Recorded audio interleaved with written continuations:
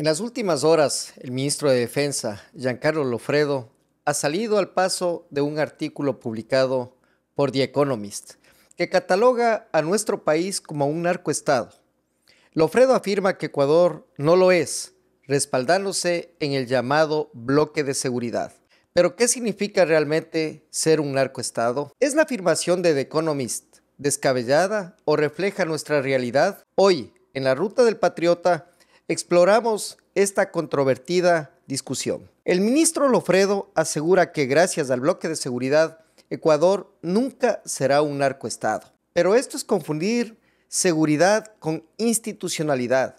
Un narcoestado no se define solo por los niveles de violencia o tráfico de drogas, sino cuando hay pruebas o serios indicios de que las instituciones están infiltradas por el narcotráfico. ¿Y qué pasó durante el gobierno de Rafael Correa? Documentos y reportes internacionales han señalado a altos funcionarios de su administración vinculados con el narcotráfico.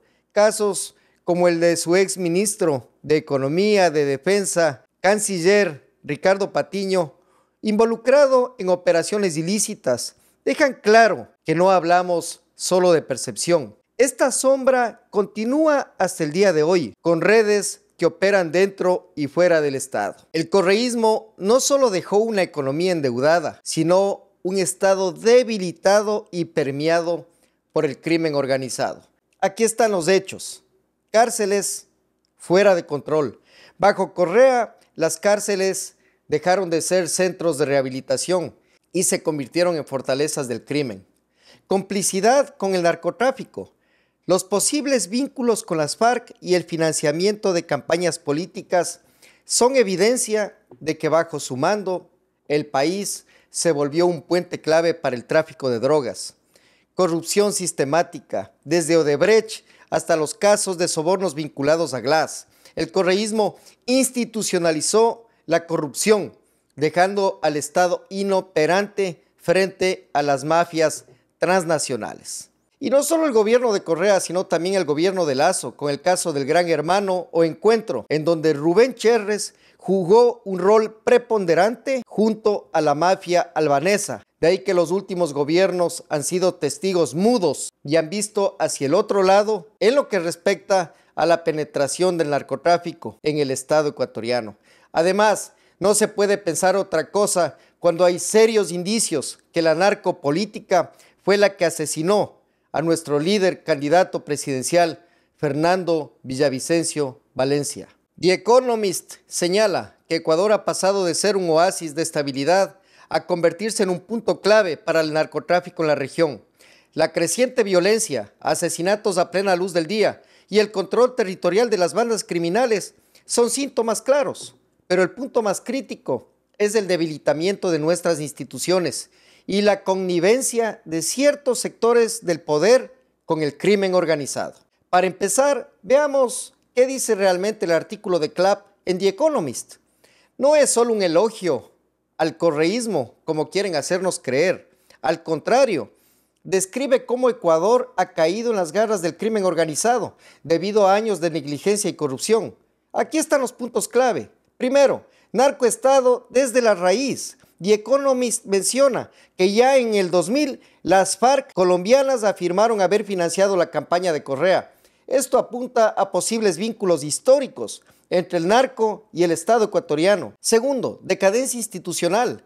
Durante el gobierno de Correa el sistema penitenciario colapsó. Según el artículo, desde el 2014 las cárceles se convirtieron en centros de operaciones del crimen organizado, donde se llevan a cabo castigos siniestros desde la prisión del Litoral. Tercero, impacto en la sociedad. Desde el 2015, pescadores de Jaramijó han sido forzados a trabajar para las mafias criminales. Esta tragedia que afecta a comunidades enteras comenzó mientras Correa aún gobernaba. Y cuarto, vinculación con las mafias. The Economist también menciona a Jorge Glass, mano derecha de Correa, cómo intentó usar sus contactos con el narcotraficante Norero para salir de prisión. Yo agregaría además también la valija diplomática y cómo en los primeros años de gobierno, además de recibir el financiamiento de alias Mono Jojoy y los hermanos Ostaiza, el ataque a Angostura marcó un antes y un después, cuando fue el gobierno de Correa, a través del camarada Juan, hoy dueño de un partido político, quienes permitieron que las FARC, junto con estudiantes mexicanos, se establezcan a 1 kilómetro de nuestra línea fronteriza con Colombia, lo que permitió el resquebrajamiento de las relaciones diplomáticas en aquel entonces con Uribe. El gobierno de Lenín Moreno no se queda atrás, porque fue en este gobierno en donde alias Rasquiña consiguió su libertad a cambio de prebendas. Eso fue la génesis para las masacres carcelarias y desde aquella época fueron recurrentes y han sido recurrentes hasta el día de hoy, recrudeciendo la crisis en el sistema penitenciario. Las cárceles fueron repartidas entre las bandas, a vista y paciencia de las autoridades de aquel entonces. También las repartidoras de los hospitales. Columnistas como Alberto Molina Flores señalan que calificar al Ecuador como un narcoestado es una estigmatización que afecta gravemente a la reputación de nuestro país a nivel internacional. Tienen razón, este tipo de afirmaciones pueden desincentivar la inversión extranjera, ahuyentar el turismo y endurecer los requisitos de visas para los ecuatorianos. Sin embargo, debemos aceptar una verdad incómoda. El narcotráfico ha encontrado en Ecuador un terreno fértil debido a la complicidad de gobiernos anteriores.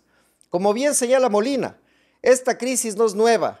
Se trata de un cáncer que ha hecho metástasis. Lo dijo también Pancho Huerta, con gobiernos que pactaron con bandas criminales, aceptaron sus recursos ilícitos para sus campañas y en el mejor de los casos miraron hacia otro lado para que las mafias se fortalezcan. Lo que vivimos hoy no es casualidad, es el resultado de décadas de complicidad, negligencia y falta de acción, pero el futuro de Ecuador no está escrito.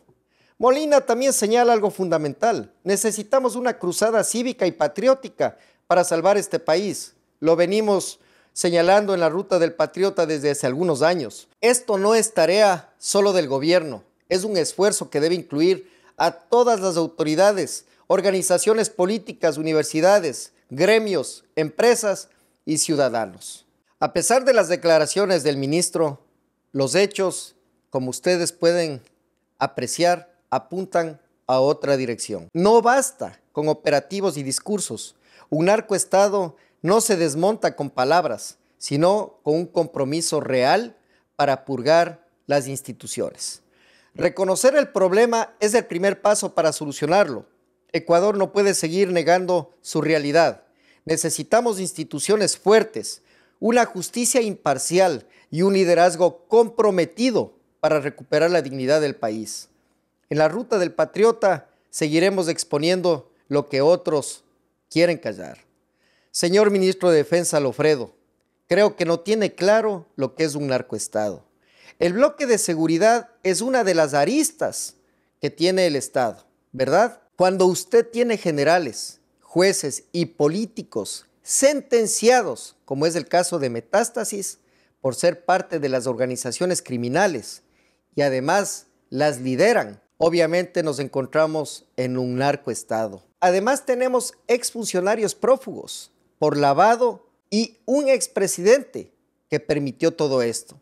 ¿Qué significa? Entonces, ¿seguirá usted promoviendo su teoría que no somos un narcoestado? Creo que usted debería invitar nuevamente al periodista de The Economist para revisar la nota y definir qué mismo es un narcoestado.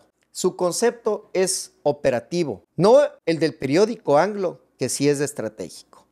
Bloque de seguridad lucha en las calles frente al narco. La institucionalidad, lo que abarca todo el Estado, inclusive los otros poderes, inclusive los GATS, no están todos luchando contra el narco. Así que confirme mi comando.